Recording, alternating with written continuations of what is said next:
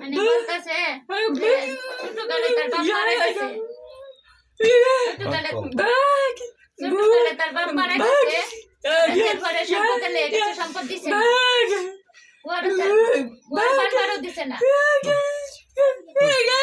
চেয়ারম্যানের কাছে গেছে, চেয়ারম্যানও বিচার করে নাই, তারা 3 জমিনে লেগে গেছে, জমিনে চেয়ারম্যান দায়িত্ব নিবে না, ভাইও বঞ্চিত করছে, ভাইও মারছে, অনেক মারপিট করছে, শুরু থেকে বাপ ভাইয়ের কথা দিচ্ছে না, সব মারপিট করছে। হাতে দেখান, চারজনটি দেখান, প্রতিবন্ধী চারজন দেখান এখন রাত কোন কইতো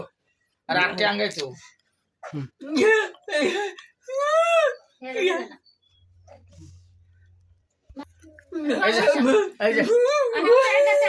প্রশাসনের কাছে বিচার চাইতেছে, আমরা কয়ে দেন প্রশাসনের কাছে বিচার চাইতেছে, তারা অনেক দৌড় পাচ্ছে চেয়ারম্যান।